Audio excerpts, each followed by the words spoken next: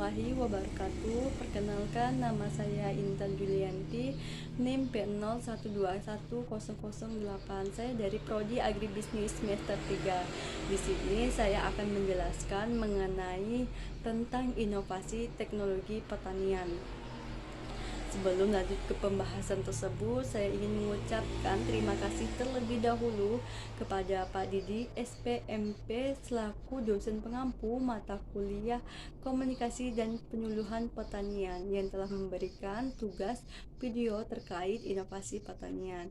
Baik, demi memanfaatkan waktu, akan saya mulai mengenai pembahasan inovasi pertanian, yaitu saya mengambil dengan inovasi teknologi pertanian. Seiring dengan perkembangan zaman, teknologi pertanian juga kian canggih. Hal ini tentu memiliki dampak yang positif bagi para petani.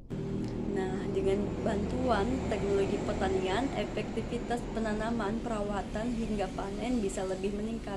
Selain itu, biaya operasional yang dikeluarkan oleh petani semakin menurun dengan hasil produksi yang meningkat. Lanjut, di sini ada beberapa teknologi pertanian yang sudah diterapkan di Indonesia. Yang pertama, teknologi transplanter. Teknologi pertanian transplanter direkomendasikan oleh Litbang atau Penelitian dan Pengembangan Kementerian Pertanian untuk memberikan jarak yang pas antar padi yang ditanam. Konsep teknologi pertanian ini menganut sistem jajar legowo dari Jawa Timur dalam proses penanaman padi. Transplanter dipercaya bisa meningkatkan produksi padi hingga 30%. Jarak yang tepat antar padi lebih memudahkan petani dalam hal perawatan. Nah, ketika digunakan untuk menanam padi, mesin ini tidak akan tenggelam di lumpur sawah karena sudah dilengkapi dengan pengapung. Meskipun begitu, transplanter dirancang dengan berat seringan mungkin agar tidak menyulitkan bagi petani. Nah, yang kedua, teknologi Indo Combine Harvester.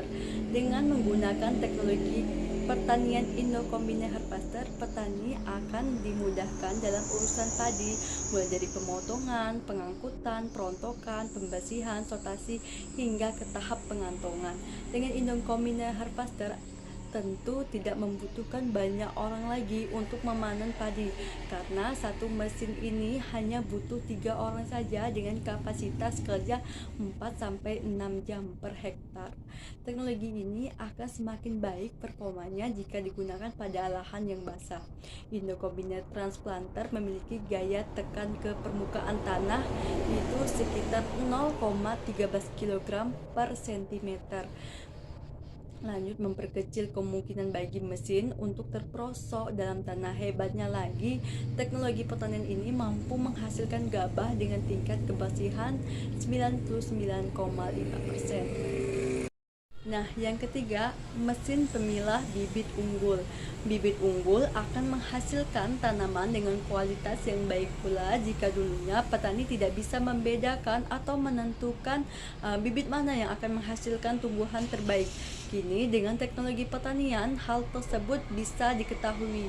Penggunaan mesin pemilah bibit unggul ini banyak digunakan oleh perusahaan penyedia bibit.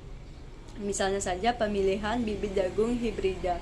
Bibit jagung ini memiliki kualitas yang terbaik. Tanaman yang akan dihasilkan akan memiliki kualitas tonggol atau unggul dan biji jagung yang semakin banyak. Dengan adanya mesin pemilah bibit unggul, tentu sebagai petani tidak perlu lagi khawatir menanam bibit dengan kualitas yang buruk.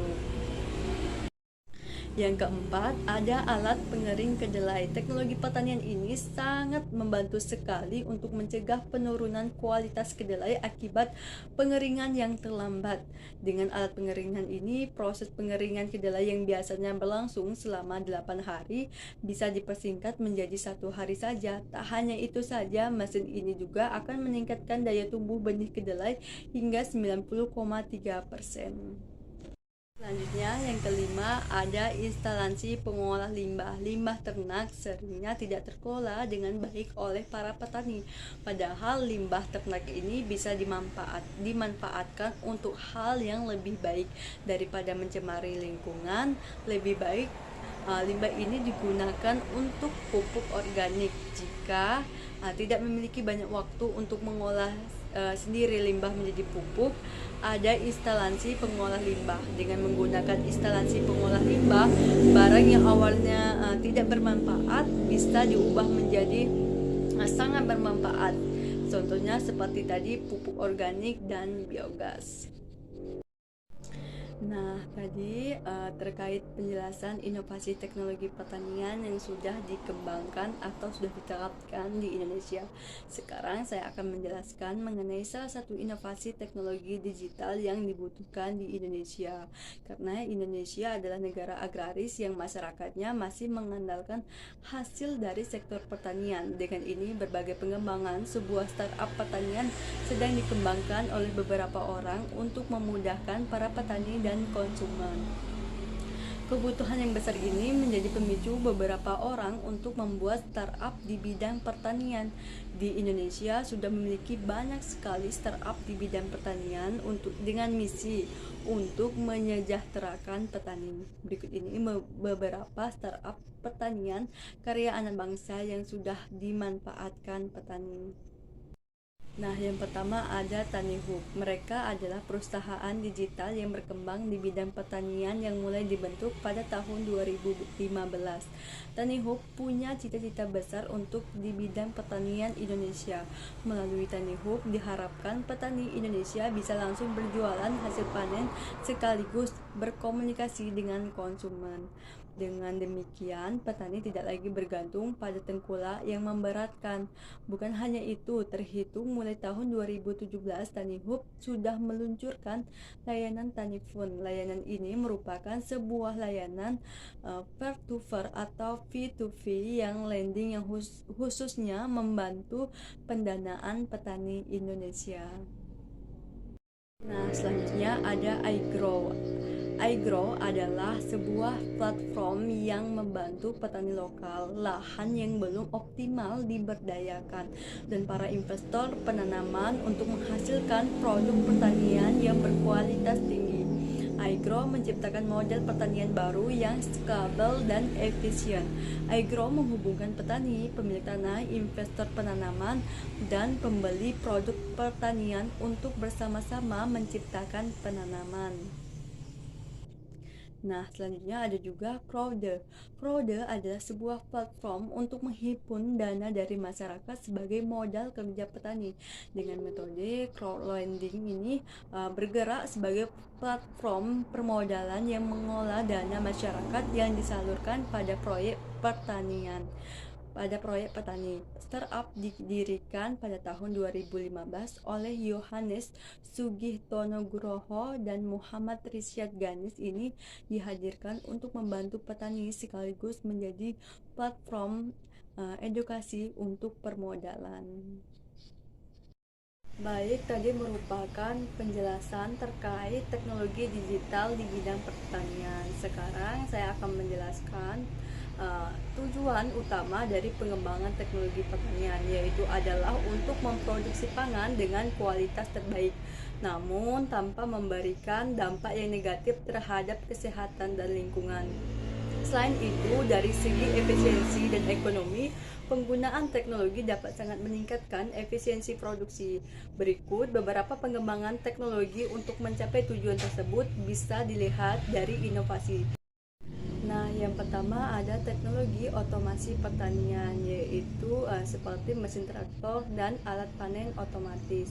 Mesin traktor yaitu penggunaan teknologi otomasi untuk produksi pertanian sudah banyak dikembangkan. Teknologi ini dimulai dari otomasi traktor yang sudah dikembangkan sejak tahun 1997. Penerapan teknologi otomasi biasa melibatkan beberapa program komputer dengan alat-alat pertanian seperti traktor. Lalu penerapan otomasi seperti ini masih terbilang sederhana, namun kini sistem otomasi yang lebih rumit sudah dikembangkan di negara Belanda.